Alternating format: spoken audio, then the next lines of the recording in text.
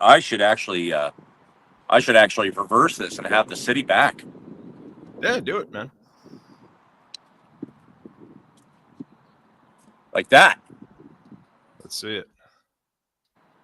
Is that good? Yeah, there we go. What's up, guys? Dual Coast Podcast. We are live Tuesday morning right now, 8:30 a.m. Eastern Standard Time. Russ is with me, still in Pittsburgh right now. Coming off an extremely amazing weekend at the Kids of Steel Marathon 5K. Me and Russ were both together over the weekend in Pittsburgh. Russ, how you feeling coming off that weekend? Dude, rejuvenated. I'm on fire because it has been kind of a whirlwind of a trip. Met with delays, with travel and weather and stuff like that. But you know what? I'm telling you, coming off of a high of 10,000 kids, 7,000 adults running in just one kids marathon race. Yep. I heard from one of the runners that we interviewed that there were over 45,000 that were there. And unbelievable. We didn't get to see Sunday because we were heading out. But, what I saw from videos, absolutely amazing. Yeah. How about yourself, man? What are you feeling like? Oh, dude, it was awesome, man. I mean, me and Russ, we did some rapid fire content, running up to people, interviewing them and everything. And it was a lot of fun. Just the magnitude of what was going on there was absolutely incredible. To be at an event where all the parents were supporting their children was just incredible to me, that there was that amount of people there who brought their kids out for this specific race. Yes. It was a 5K, guys. It was the biggest race. Russ, correct me if I'm wrong here. This was the most heats they've ever held at the Kids of Steel race. 21. Right? This was a 21 heat race. And guys, I would say an estimate of no less than 500 to 1,000 people per heat, something like that. It had to be. So we were at the starting line, me and Russ. We walked around the city. We, interviewed a ton of people. Guys, it was awesome. Awesome. We had the Dual Coast booth in Point Park down at the finish line. It was great. Yeah. We were high energy that day. And Dan and I were bouncing around with Tanner and his gal Carly, who are, putting some props out there to Point Park University in downtown Pittsburgh. Social media guy, followed us around, got some 4K film that we're looking forward to seeing, and some photos. So, but it was an amazing, epic morning because, just like you said, Dan, not only were there parents, but there were many families that were there. Absolutely. And if you think about, plugging Move Today 365, what am I about? I'm about, getting families outside and doing activities. So not only were there single parents there, maybe parents had to work or whatever, but there were families present running together in this race. And I was really, really impressed, not just with the organization of the race, but I was impressed with the volume. And I knew that they said going into this, they were probably going to have about 10,000 kids. I wasn't thinking in my head all of the parents in addition to that, but wow, that was impressive. Yeah, it really was, guys. I mean, at least I would say 10,000 kids minimum. I mean, all the families were there running in spirit with them too. Everybody was supporting their children. And it was pretty incredible how much effort goes into youth fitness at this event. And everybody we asked, Russ, and everybody we interviewed, we asked the parents pretty much that same question of what does the fitness of your children mean to you, or the health of your children mean to you? And it was incredible, all the answers that we got. Everybody coming out there to support their kids in this race. I mean, just the sheer fact that you're bringing your kids to a fitness style event as opposed to something that is based on, technology or video games or something like that is pretty incredible to me, honestly. You're bringing somebody to an event that sponsors health and fitness and these kids were what ages would you say, Russ? I would say they were. Oh man, I saw kids barely walking. Yeah, with a number on them. Yeah, exactly. Now, granted, it's only a one. It's not a marathon, but it's a 1 mile run, which is actually perfect for kids, right? And when you saw these kids at the finish line, they red face and they're putting all their energy. I remember asking one kid, I said, "Did you finish first?" And he's all, "No." But many kids did but you say they finished first. Many kids did say they finished first. But just the atmosphere that was created from these kids, and all the kids that I interviewed running up to them and stuff like that, and just kind of doing rapid fire back and forth, guys, were so psyched up about this event. It wasn't like, oh, I'm not really happy to be here. Not one kid said that. Yes. All the kids were excited to be there. They were excited to run. They were excited for the event. every kid took a dual coast bracelet. They were very excited about that. Oh, that was so much fun. That was a lot of fun. Like, honestly, the look on these kids' faces, and it wasn't like, sheer misery of running a mile. It was actually pure excitement of running a mile. Yeah. The only thing I was disappointed with, Dan, is that I didn't stand in the long line for Chick-fil-A and a chance to spin the wheel to get, free chicken. Yep. But eat more cows. We thought we eat more cows is correct. We thought we were going to outsmart the crowd, and when it started raining, we thought everybody was going to clear out and we were going to get the Chick-fil-A, but that didn't work out too well. No, didn't work. And the thing about it was there was a chance that you might not get the chicken. You had to spin the wheel, and you might walk away with a bracelet. Shout out basing the cow. But yeah, I was trying to interview the Chick-fil-A, and but they didn't talk. So that didn't work out so well. Yep, agreed. We did get a picture. Agreed. We did get some good pictures. So tell me, in your opinion, was there one moment that stood out most prominent for you from that Saturday marathon? Actually, two moments, in all honesty. Okay.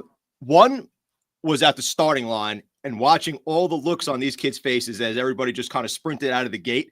That kind of stays with me a little bit, that these kids had that much sheer joy going to run this marathon, and the kind of attitude to put together with their parents, the way they bonded with their parents, kind of thing, how they were all, the parents were all involved and everything like that. That kind of stands out in my mind. And that just created like some sheer joy for me, honestly, because you don't see that too often. There's not many events that have a parent-child type of thing in that type of scenario with that magnitude, in my opinion. And you don't get to see it too often. You don't get to witness it too often. Yeah. Secondly, number two. What's up? I said number two. Here we go. Number two actually relates to you. With that little girl who remembered you speaking at the schools. Anna. And she really wanted a book, a Move Today book. That stands out in my mind greatly, because that means you made a true impact on her that day at that school. And she remembered you from 4 or 5 months ago now, I would say. She remembered exactly who you are. She knew exactly what you spoke about. I even asked her in an interview. I said, what did Mr. Rogers speak about? She said, moving, getting out and moving. That's pretty special, dude. And I mean, that had to resonate with you to some degree as well. Like, that was incredible. Oh, absolutely. Yesterday in the TV interview, I got to, down in Miami, I got to, I shared a little bit about that. And, I get emotional, really, when I think about it, because, my message of movement, it's passionate. It's in my blood, right? And so when I'm trying to encourage these kids to get out and move, and I had this girl that, came up to me, and she said her friend Ryder got one of my, my books. And I knew what it was. It was a paperback book, which is, one book, right, of the 5. And, as we were talking, and I could just sense in her, like, I would love to have a book. Like, you know what I mean? She really did. So my mind, I got to be honest, in my mind, I was reaching into my bag to get out another paperback book. But, it was like, this girl was so giddy. It's like, you know what? I need to give her the hardback version, which is all 5 books in one. Yeah. And so I gave her the anniversary edition, signed it away. We took photos. It was so meaningful. And then I saw her mom's post on Facebook that night. Yeah. And so I commented on it, and it's just like that will forever be etched in my heart, because she, just like you said, she was listening that day. And I got to tell you, that day at Charleroi Elementary, just about 40 minutes outside of Pittsburgh. Yeah. It was a frigid day, but we were all in the gym. There was about a total of 600 kids. And I was joining P3R, who is promoting this kids marathon. Yes. So I got 10 minutes, per 6 classes. And then P3R came on there, and they're promoting. They had 100, and I believe it was 104 or 107 participants from their school in the marathon. Unbelievable. And they were in the last heat number 21. And so, going back to that moment, and it's like, I shared in that, and I know P3R works super hard at this event all year round. So, behind the scenes, P3R, Kids of Steel, they are doing their work behind the scenes, going to these schools, getting kids active, getting Yeah. kids moving, and then it all culminates into this one event that happens annually Yep. and at the kids marathon. And so they went from 8,000 last year to 10,000 this year. Right. Whew. You imagine what next year's going to be about. Yeah. You know, I Massive. mean, it's unbelievable. Massive. Yeah. And we had that discussion at the finish line, how P3R goes around to these schools and develops this program and everything and recruits all these children from, it's got to be pretty far off the Pittsburgh city area. I would say the radius has to be quite large, maybe within Exactly. like 100 miles type of thing. And I even said to you when we walked off the finish line, I said, I can't believe they put together such an event with these children and everything from all across the areas. And like you said, I would assume the span probably gets pretty far between schools because as you get outside the city, this areas get more rural. So I have to assume there's a pretty big radius that P3R goes through to recruit all these children and, get these kids to these events. 100%. Yeah. But yeah, it was absolutely incredible. Yeah. And, shout out to Hunter and Marie who go out to the schools and do that. I spent time with them. And I'm just so grateful that you and I had the opportunity to go there. I know that we came away with things that we would do maybe not do differently, but do things in addition to we learned what we did. It's always a learning experience when you go to something for the first time.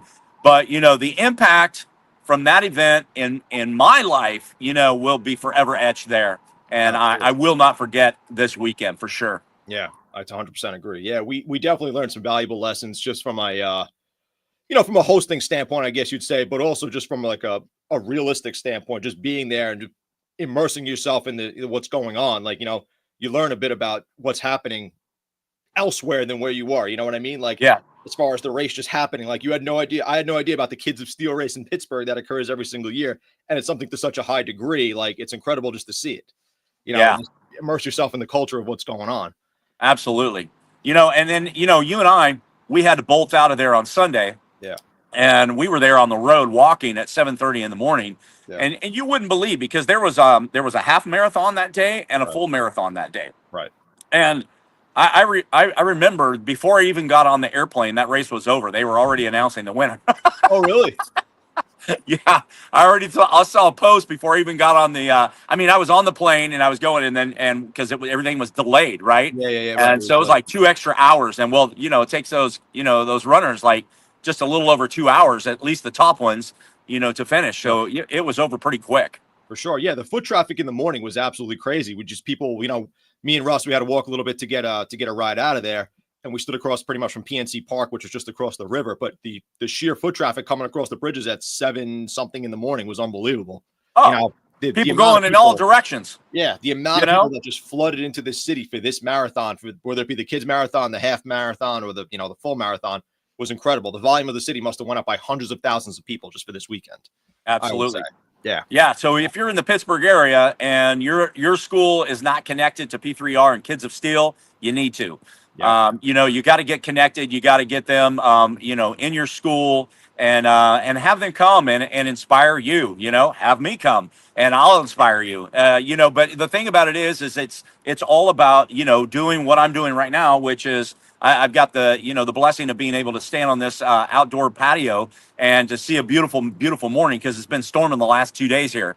To be able to stand here and be outside and to plug the importance of connecting with other people, but also connecting with nature and getting outside and moving. That's the most important thing. Get outside and move. Yes. Just for anybody who's confused, we were in Pittsburgh. Russ was in Miami, and he's back in Pittsburgh right now. Just for anybody who wasn't understanding. Yes. Thank goodness the skies were friendly. I know you in your venture, you hit some bumps along the way. We hit some bumps last night coming through the clouds for sure. Mm-hmm. I'll just, highlight that real quick.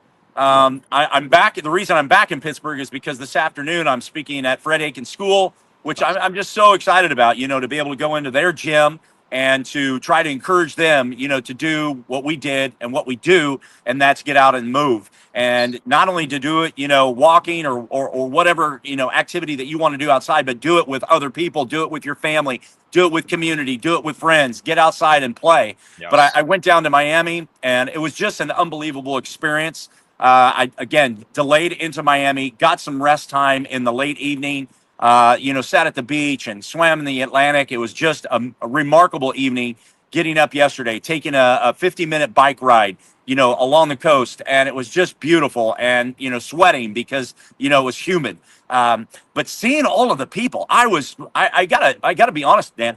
So they have, just like Venice Beach in Los Angeles, they had two different places outdoors that you could get your outdoor workout in. There's men, there's women. There weren't kids because they're in school, Right. but there were people out there working out, and this was at about I would say it was between 8 and 9 in the morning. Wow. But there was tons of people out there, kickboxing and pull-ups and sit-ups and all box jumps. Yeah, it was amazing, and then so many people were walking, so many people running, so many people riding bikes, and it was just beautiful to see this and witness, people in South Beach being out there and being active of all ages, right? And sure. so that's what it's all about.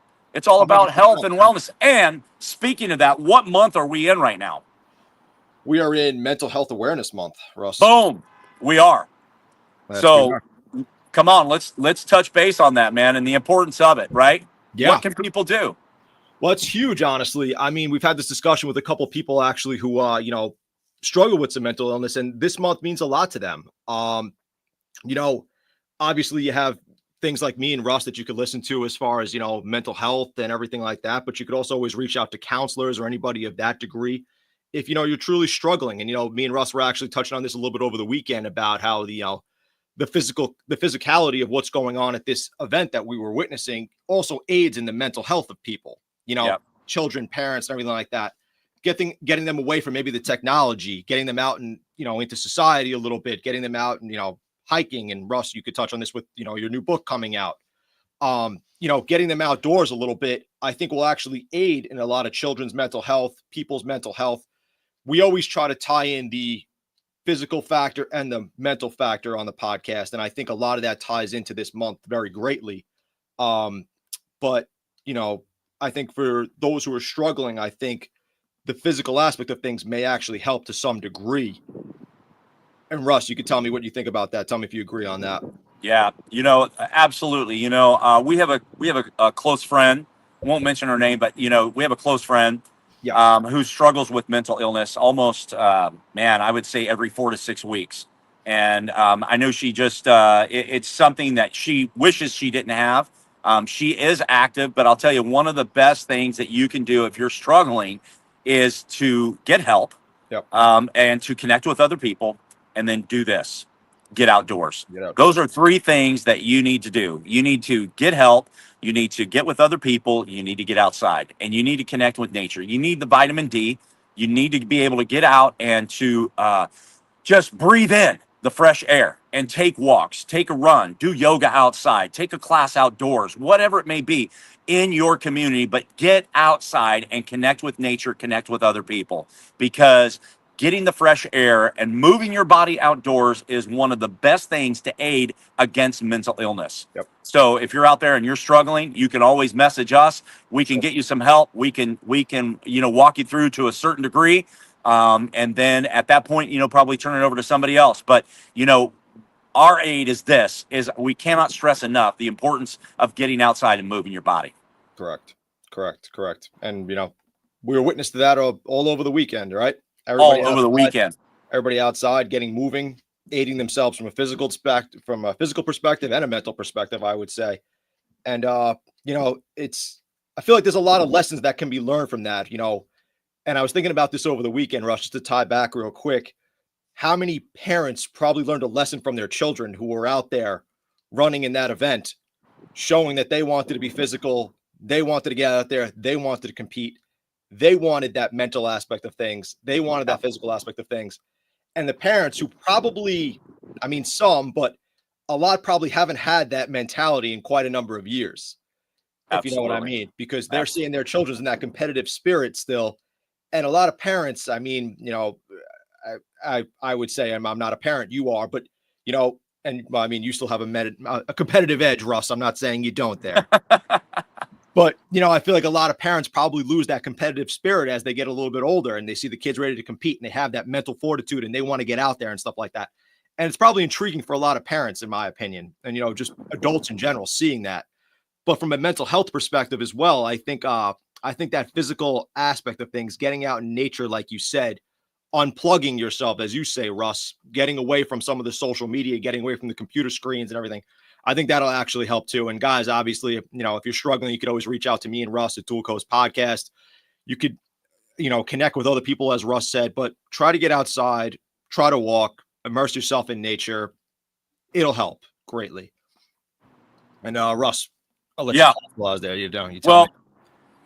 What I observed over the weekend is there are all ages and there are all sizes and shapes. And, there are people that, may work out. There may be people, and I'm talking adults, that may not work out. But the most important thing is they were out there and they were doing it, right? For sure. And so they were wanting to connect. They wanted to be with their kids. They wanted to be a part of this great event. And the thing about it is that you can host one of these events in your own community. You don't even have to host a marathon, because believe me, I know the work that goes behind the scenes year around to make this function the way that it is. Think about that. 45,000 people, all of the different entities that are in there, from the medical standpoint, from ambulances and police and fire trucks, safety, the barricades. Yeah, I mean, all behind the scenes, all the hundreds of volunteers to make this happen. But you can also do something else in your community, and I'm going to plug Community Strides right here. One time a month on the second Saturday, you can get a free event going in your community called Community Strides. Now, it's only one time a month, but it's an opportunity for you to connect with your family, connect with friends, connect with colleagues, connect with community. And it's a simple 2-mile walk in your community that happens on the second Saturday of every month. Yep. So you can do this. You can DM me at MoveToday365, MoveToday365. Almost gave you my website.com. But you can DM me of how to go about in getting your community involved in walking in Community Strides. So you don't have to do this large event. You can do a smaller event, and you can do it one time a month. But it's just something to just get you out and get you going each and every month, which the next one is coming up very, very shortly on May the 10th. Let's go. Boom. Let's go. Let's go. But the most important thing that you can do for your child, and this is what I say in terms of what I'm doing, is that it's for those parents that are out there that are thinking about having kids, or maybe you're pregnant or whatever. The most important thing you can do is for the generation to come is to set the example at an early age. Now is the time. Now is the time for you to get yourself going and fit and moving, and don't just relax because you had a baby.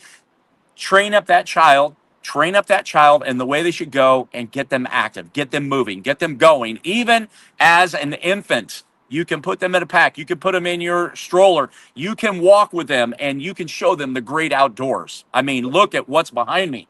I mean, this is unbelievable. Yeah, 100%, man. And that's something we touched on before, saying how much these parents of these children who are very young age, they want to instill that fitness aspect into them, that health and wellness mentality on such an early age. I mean, we saw parents. I mean, we interviewed that one woman whose daughter probably was 5 years old, and she wanted to instill fitness in that daughter.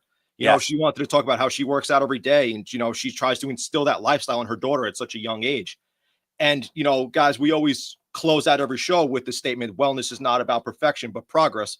It's right on my bracelet right here, as Russ, as on Russ's bracelet as well. And we actually asked some people about that statement, and the answer is yes, Russ.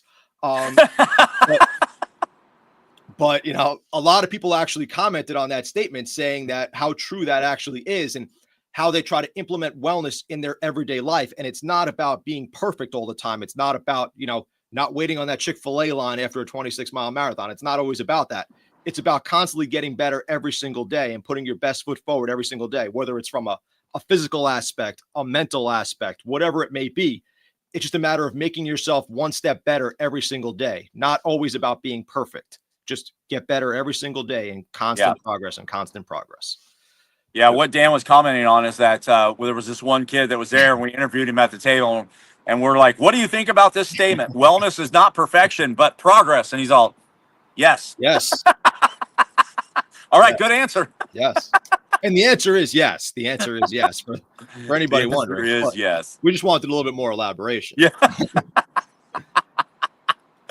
But Oh guys, man, we came up an awesome weekend. super weekend. It was a super great fun time. this morning. Super fun, guys. Community Strides coming up this coming weekend. Russ, that's this coming weekend at the 10th, isn't it? It is. This coming weekend, guys. Community Strides. Get out there. Tag Move Today 365 and all your posts on Instagram for Community Strides. We have a very big event coming up in 2 weeks at Impact Santa Cruz as well. May 18th Absolutely. weekend. I'll be out in California. Me and Russ will be back together for that. And, we'll put some content up, guys. You check us out on social media. Obviously, listen to Dual Coast Podcast on YouTube, Spotify, Amazon Music, Apple Podcasts. Check us out, guys. Follow us, subscribe, and let's go. Let's go. Let's go. One baby. last plug for that May 18th event is, in addition to that, I've got 2 books coming out that day.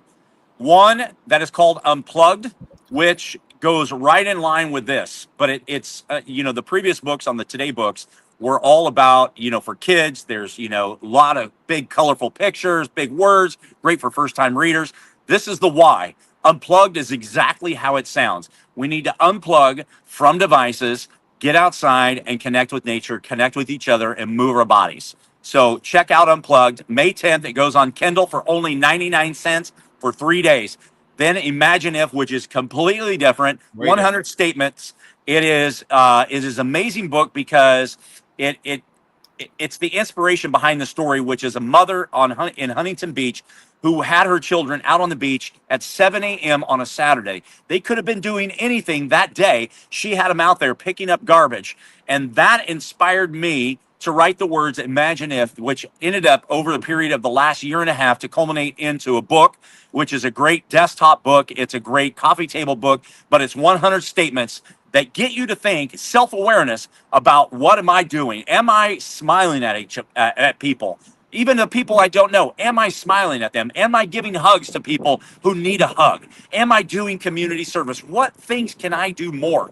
So this is a great book. It's also available on Kindle for 3 days for 99 cents, which is a bargain. But you'll find it on May 18th on Amazon. Make sure 5-star review. Let's go, man. It's not Uber, guys. Exciting, man. I think I'm coming here every weekend. I'm promoting from the corner of Pittsburgh. I like it. Last but not least, guys, all the Dual Coast merchandise starting to hit a little bit. We got the hats coming out. We got T-shirts coming out. There he is. Boom. Right there. Promoting, baby. T-shirts, sweatshirts. So that's all starting to come out a little bit. We'll get that going, guys, on the website, and we'll keep you guys involved. But check us out next week, guys. We'll be back next Tuesday morning. Community Strides this upcoming weekend. Impact Santa Cruz, May 18th. Take care, guys. Have a great day, everybody.